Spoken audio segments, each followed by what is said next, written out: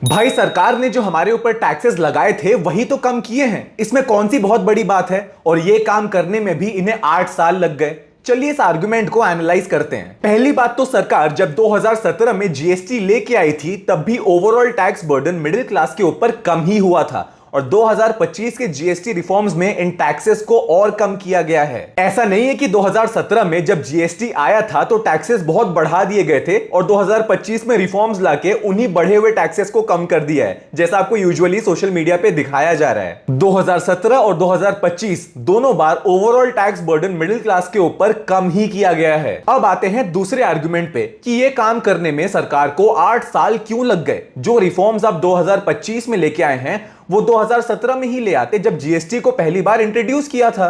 तो होता ऐसा है कि अगर आप अचानक से टैक्सेस को इतना ड्रास्टिकली कम कर देंगे तो ये सीधा सीधा आपके रेवेन्यू को हिट करेगा, जो आपके पूरे सिस्टम को अनस्टेबल करने का पोटेंशियल रखता है। सेंटर और स्टेट के बीच में टैक्सेस को लेकर लड़ाइयां शुरू हो जाएंगी और इन सब चीजों का डायरेक्ट असर आपको मार्केट्स में दिखेगा। बेसिकली इतने कम समय में इतना ड्रास्टिक चेंज हमारे इकोनॉमिक सिस्टम के लिए हेल्दी नहीं होता।